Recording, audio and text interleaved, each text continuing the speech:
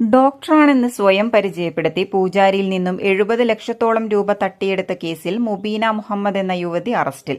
Manissery മനയിലെ doctor Nikhita Brahmadathan എന്ന പേരിൽ ആൾമാറാട്ടം നടത്തിയാണ് ഇവർ തട്ടിപ്പ് നടത്തിയത്.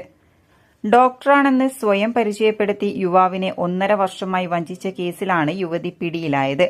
സംഭവം കേരളത്തെ ഞെട്ടിച്ചിരിക്കുകയാണ്. ശതകോടീശ്വരിയായ മനിശ്ശേരിയിലെ മനയിലെ ഡോക്ടർ നിഖിത ബ്രഹ്മദത്തന്റെ മുഖംമൂടിയാണ് അഴിഞ്ഞുവീണത്.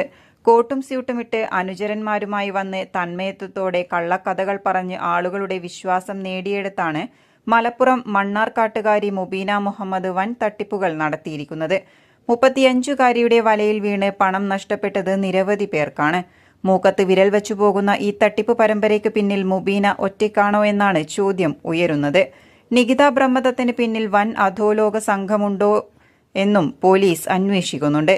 ഡോക്ടറാണെന്ന് വിശ്വസിപ്പിച്ച് മനിശ്ശേരി മനയിലെ നിഖിത ബ്രഹ്മദത്തൻ എന്ന പേരിൽ പൂജാരിയിൽ നിന്നും 70 ലക്ഷത്തോളം രൂപ തട്ടിയ മുബീന മുഹമ്മദിന്റെ വലയിൽ കൂടുതൽ പേർ കുടുങ്ങിയതായാണ് സൂചന. തട്ടിപ്പ് കേസിൽ റിമാൻഡിലായ വിവരം പുറത്തുവന്നതിന് പിന്നാലെ സംസ്ഥാനത്തിനകത്തും പുറത്തുനിന്നുമായി നിരവധി പേരാണ് അന്വേഷണ സംഘത്തെ ബന്ധപ്പെടുന്നത്.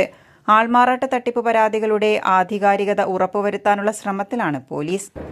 വ്യാജ ഡോക്ടർ മെനഞ്ഞ കഥ എങ്ങനെയെന്ന് നോക്കാം. കാവിൽപ്പാട്ട് നാഗയക്ഷിക്കാവിലെ പൂജാരിയാണ് നിലവിൽ അറസ്റ്റുണ്ടായ സംഭവത്തിലെ പരാതിക്കാരൻ. മനിശ്ശേരി മനയിലെ ബ്രഹ്മദത്തൻ നമ്പൂതിരിപ്പാടിന്റെ ഏക മകൾ ഡോക്ടർ നിഖിത ബ്രഹ്മദത്തനാണെന്ന് പറഞ്ഞാണ് യുവതി പരാതിക്കാരനെ പരിചയപ്പെട്ടത്. കോടികളുടെ ഏക അവകാശിയാണെന്നും തറവാട്ടിൽ അവകാശികളില്ലാത്തതിനാൽ യുവാവിനെ ദത്തെടുക്കാൻ തയ്യാറാണെന്നും പറഞ്ഞ് വിശ്വസിപ്പിച്ചു.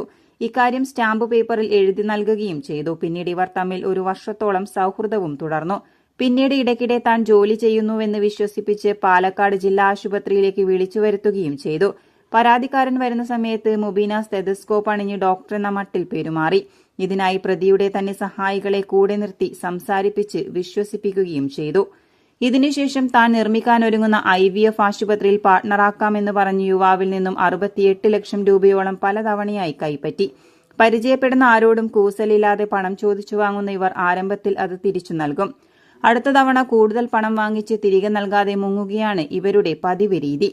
കഴിഞ്ഞ 1 വർഷത്തിലേറെയായി വിവിധ ജില്ലകളിൽ പല പേരുകളിലും പല സ്ഥലത്തും ഒളിവിൽ കഴിയുകയായിരുന്നു ഇവർ.